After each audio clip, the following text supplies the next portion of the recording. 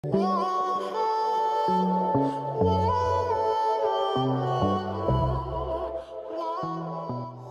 you want to call it, a TED Talk.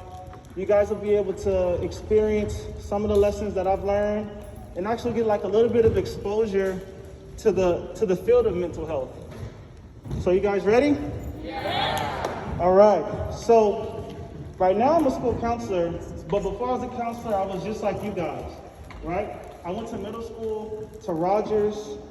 My sister, she came to Wilson, but at the time, I love my sister now, but at the time, she used to always tell on me, so I was just like, you know what? I don't want to go to the same school as my sister.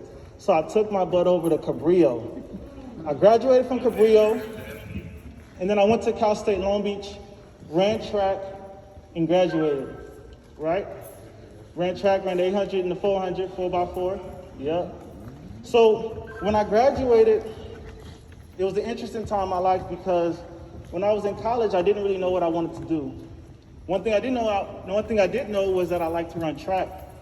But now that I graduated, I wasn't a track athlete anymore. I ran track from when I was 6 all the way to college. I wasn't a student anymore. You go to school from year 5 all the way to college. So I didn't know who I was.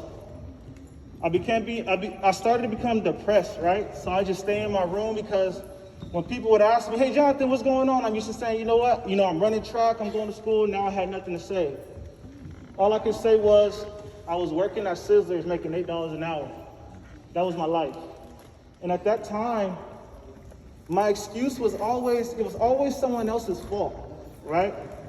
It was my mom's fault for putting me in track. That's why I couldn't focus on school. It was my dad's fault because of this. It was because I'm black. That's why nobody wanted to hire me, right? It was always somebody else's excuse. But when I was in my room, I would start reading. And I read this book. And this book, I read something that was really impactful to me. It said, as long as it's someone else's fault on why your life is the way it is, they have the power to change it. But as soon as you take responsibility for why your life is the way it is, now you have control to do whatever you want to do. So at that time, that was when I took responsibility of my life. And I went out and I went to go find a job. This was my first job that I found in mental health. I was a case manager. It was in Orange County. I was 22 years old, and I worked with transitional age youth. So when you have a diagnosis of a mental health disorder, that's schizophrenia, bipolar disorder, depression, generalized anxiety, you're gonna need extra supportive services. I was a case manager. I had about 15 clients. We called them participants. I would meet them every week, at least once a week. And then I would help them accomplish whatever goals that they wanted. So some wanted to get a job. Some needed housing, so I'd help them go get an apartment. Some wanted a driver's license. Some simply just wanted to learn how to play the guitar. And so it was my job to help them accomplish that. So at the time, I was just like, man, this is a cheat code. I'm getting paid to help people. Like, wow. Like, this was my first experience in mental health. I was just like, man, I want to do more of this, right? So then that was when I applied to get my first master's. And I got accepted into a master's of urban public health program. I was like, yeah, I'm a black man with a master's degree. Who's going to stop me, right? I was about to take over the world. So during the week, I went to college, I went to my graduate program, and on the weekends, I worked at this another place called Starview Adolescent Center. This was a lockdown facility. The kids here, so in the foster care system, when you get taken away from your parents and you don't have anybody to go to, they try to find a placement for you in foster care, right? But if you don't have anybody to take care of you, they have these group homes and treatment facilities. And at these group homes, they have rules. And if you don't follow the rules, then they kick you out. Then they place you in another one. You don't follow the rules, they kick you out. Eventually, there's no more group homes for you to go to. And so they placed you at this place that I was working at, which is a lockdown facility. All the doors was locked. They had to ask me for water. They had to ask to go outside. They had very limited freedom, right? And this place was pretty intense because how do you punish a kid that doesn't have anything? What do you take away from somebody that don't have nothing? It's nothing, right? What I want everybody to repeat with me is, relationship is the best intervention. Relationship is the best intervention. So when you work with these, when I was working with these kids, my biggest intervention was to build relationships, try to learn how to listen better, to learn how to care more, to try to understand more. That's how you work with these kids, right? And so when I was at Starview, I met this kid, his name was Kenneth. Kenneth was always mad for some reason. He would walk around with his fist balled up. I was like, man, bro, why you always mad? He was just like, man, I'm just mad, right? But me and Kenneth, we actually ended up having a really good relationship, right? We would play basketball every day. We would play chess. We have a really good relationship. And so one day, Kenneth was tripping, right? And at this place, if you act up, if you're a danger to yourself or others, we would have to put hands on you. We have to hold you down and restrain you. And so my boy called me and said, hey man, Kenneth is tripping, man. We gotta restrain him. So I come in, I walk in, boom. I walk over, Kenneth sees me, swings, punches me in the face. Swings, hit my other boy in the face. So I'm grabbing him. I have him on the ground. My another coworker taps me out, they end up calming them down. And so now I'm just like, I'm mad at Kenneth, right? I'm just like, 1 week go by, I'm not even talking to him. We just bare minimum, right? So then one day Kenneth comes to me. He's like, hey man, can I talk to you? I was like, man, I ain't trying to talk to you right now.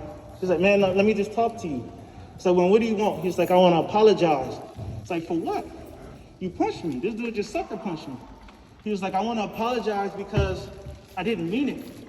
When I was at home with my mom would get mad at me for every little thing. She would call my stepfather, and my stepfather would come in and beat me every day. And so when you walked in like that, you reminded me of my stepfather. And so I felt like I needed to protect myself.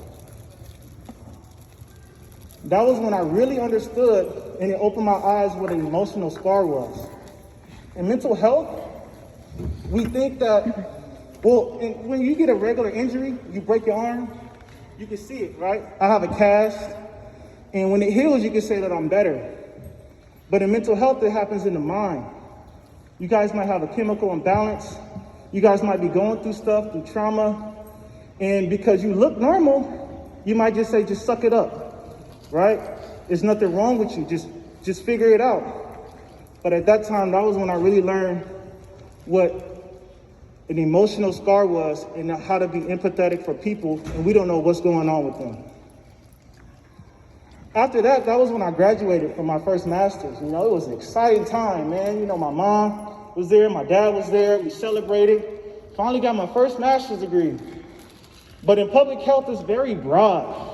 Right? And I enjoyed the relationship that I would have with all these students, right? Or kids, I just enjoyed having relationships. So I was like, you know what? Let me see if I can continue to work in mental health.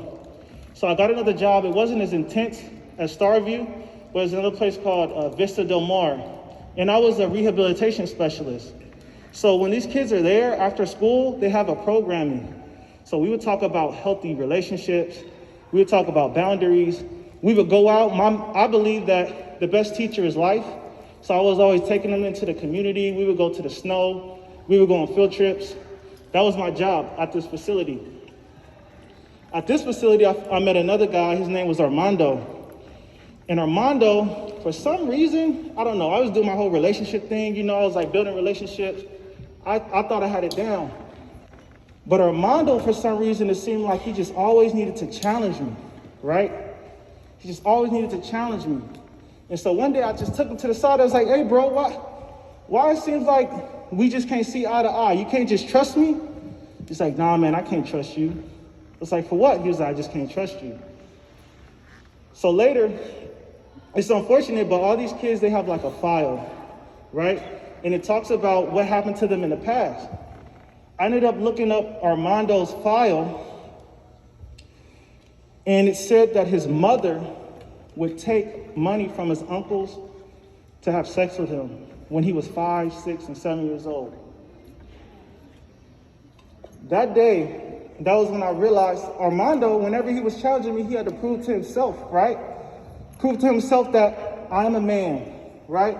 That's not me. I don't know what he was going through, but you could tell this kid was going through a lot. And so you might ask, like, man, how do you help these kids, right? That's the question. They go through all of this, how do you help them? I know a lot of you have heard of being a therapist. So there's two types of mental health therapists that you can go, two routes, right? Both of them you need a bachelor's degree. Get a bachelor's degree in some type of human services field. You would have it in either psychology, social work, human development, something in human services, right? And so then after that, you would go get your master's. And so there's two routes. You can go either marriage and family therapy, which focuses on mental health trauma, it focuses on the brain, or you can go get a master's in social work. And then that focuses on getting services, but both of them can be clinicians, right? So after you graduate for 2 years with that master's degree, then you have to work for 2,000 hours before you take a test to become a licensed clinician. Licensed clinicians, they can make anywhere from like $80,000 a year to like $150,000. I've seen a licensed clinician making $170,000 a year. So if that's something you guys want to do, if that's something that you guys might be interested in, that's a route that you guys can take. Last story. So I started with myself. I'm gonna end with a story with myself. So in 2010, my mother was diagnosed with cancer, right? And so I'm over here doing my relationship thing. My mom goes to the hospital and she tells me she has 3 weeks to live. And at that time, I watched my mom. I would come home. I watched her from being able to walk, to have to use a stroller, to have to use a wheelchair, to her just staying in the bed. And so one day I was just sitting with her, and I wanted to just do everything, right? Like, I wanted to give her flowers. I wanted to go on trips. I realized that she wasn't going to be able to see my kids. I realized she wasn't going to be able to, see me be an adult. And so I'm saying all this to say this, right? What is mental health? Mental health is being able to spend the time and live the life with the people that you love. And so when you go home today, tell your mom, tell your family that I love you. Don't wait.